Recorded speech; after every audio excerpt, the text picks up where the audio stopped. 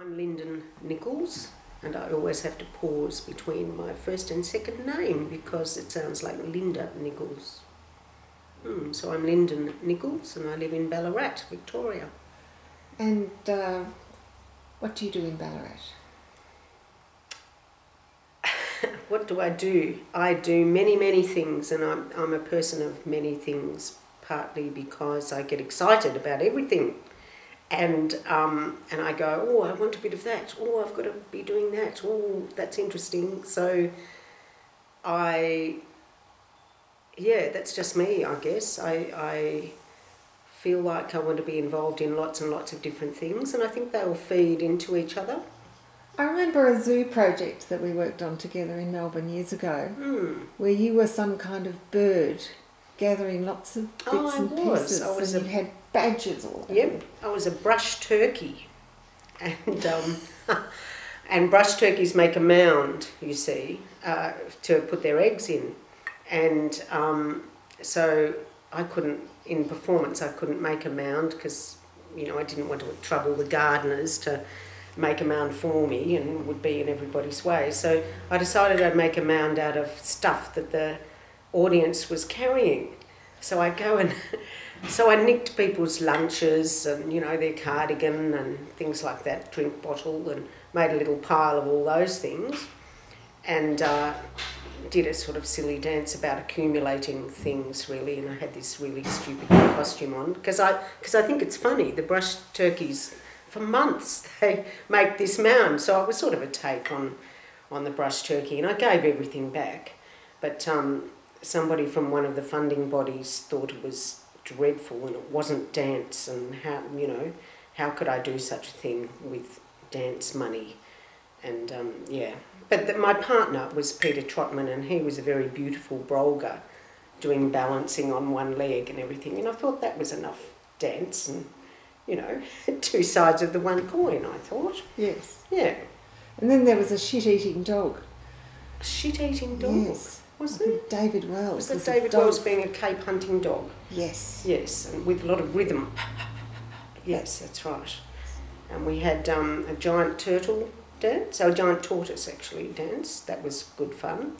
And I had to have, you know, a particular face. And there were some rather beautiful, elegant giraffes. Yes, I obviously couldn't be a giraffe because I'm quite short. So Sian Roberts and David Wells were the giraffes, and a flying otter dance. I was a flying otter on a trapeze in a tree. That was quite good because I was trying to get the otter, the beauty of an otter in the water, which I couldn't really do on land. So it was that, you know, way of curving and being smooth, I suppose, in the space. And that whole project was the first dusk performances in the Melbourne Zoo, and that was in 1983, I think. And since then they've had lots of performances at dusk, you know, music and singing, opera singing and all sorts of things. And we were the first ones, and in fact they were so unused to it that in the kangaroo dance we were on what was called the kangaroo mound. It doesn't exist anymore. And, you know, this was the most literal dance, so we were, you know, really trying to move exactly like kangaroos. And we were resting at this particular moment, sort of leaning on our elbow like kangaroos sort of do, particularly in the zoo. And the sprinklers came on all over the mound. And so I sort of said, trying to not open my mouth, I said, oh, what do we do? You know? And so we three kangaroos sort of discussed a plan of attack. The audience was quite dry, you know, watching us, and we'd been kangarooing for quite a while, so we decided, let's just hop away. So we got up like a kangaroo, you know, and hopped off into the distance totally wet. So we had to sort of resolve that. It was an automatic sprinkler, but we didn't think about it, so we had to coordinate with the gardeners before the next show. Yes, but that was quite amusing. Never forget that. So had you developed your animation practice before this performance, or did that come after? I ended up working at the zoo for about 18 years, like in different capacities. Those performances were the beginning of a long time working at the zoo, and it ended up a project working with disabled groups at the zoo and just having fun basically thinking about animals and looking at animals in a different way, in a way that wasn't in a more sensory, immediate way with kids who perhaps had found reading and writing difficult and understanding, from a scientific point of view. So that was really terrific, but I found it artistically frustrating because I felt there was more in the animal world that I wanted to explore artistically. And that's when I developed Animotions, which is a way of, what is Animotions? I got a grant from DanceWorks to explore Animotions, and so I'd go to the zoo pretty much every day, that being the place where there was a wide range of animals with different ways of experiencing their world and their environment. So I just sit there and watch and take notes and watch, and then I go to the studio in the afternoon and just play with what I'd seen. And so what happened was I started to embody an attitude to the world which was more animal rather than human. So, and it was no words, so unspoken. It was, in a sense, irrational and illogical. And it's hard to be irrational and illogical in dance, or in movement. You can be non-verbal, but I think your movement choices, just as you're moving, even if you're improvising, there's a certain logical, rational thing that assists in making those decisions of, whether or not to move off the spot or whatever it is that you're doing.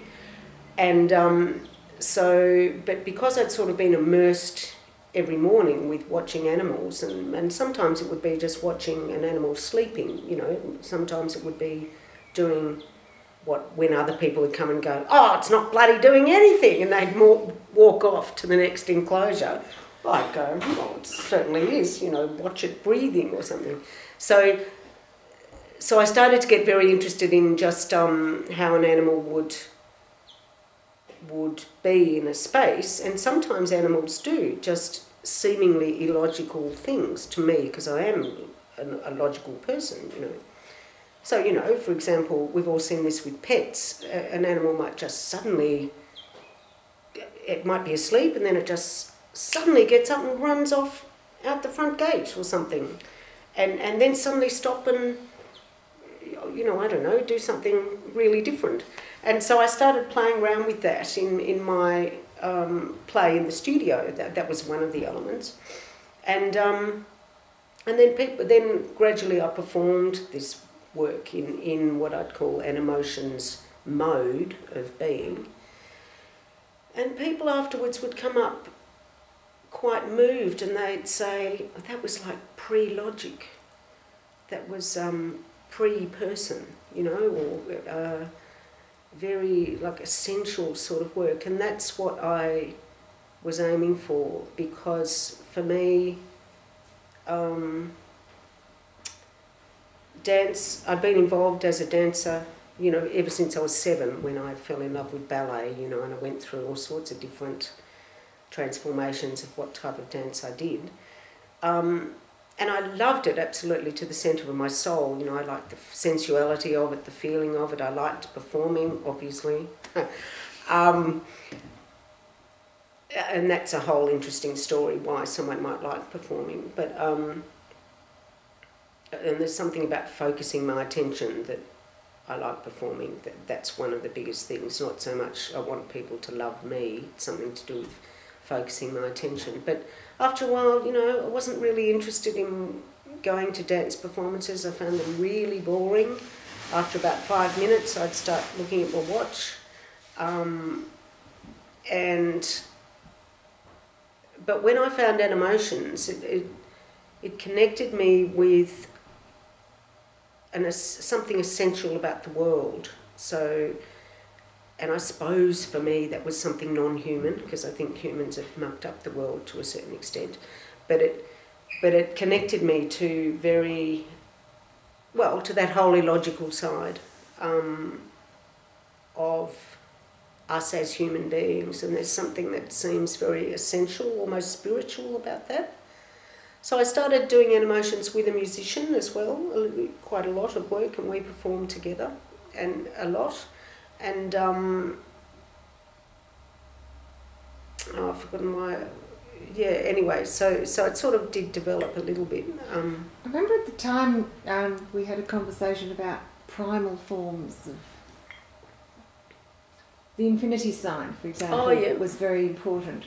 Yeah. And you actually inspired me to go, I guess, that way in my own line animations. Oh, yeah, right. To start using the circle, the spiral, yeah, and the cross. And for me, the infinity sign is the cross. Oh, yeah. And I met a man who had studied the great apes in a zoo in Singapore. And he made it really, and young children. Yeah. And he made this connection between these primal forms. For example, X marks the spot in the sand. Oh, okay, yeah. And he observed the animals long enough to be able to confidently say that that's what that meant, and that's what we mean too as kids when we do that. Do a similar gesture.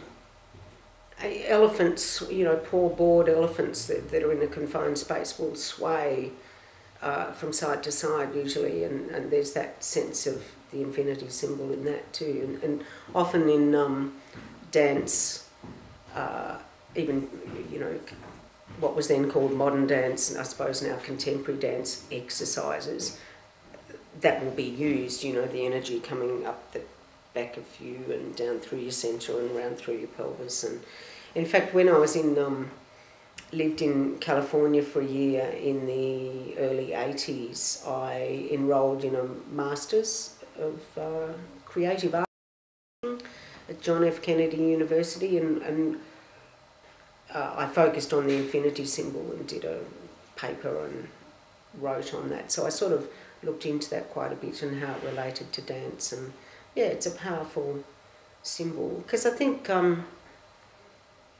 scientists talk about, or astronomers or whatever, time is curved and space is curved. And I think we, as humans, just get trapped in boxing things in places and sort of putting grid patterns over things, and I just don't see the world like that. I see the world much more like this, and everything influences everything else.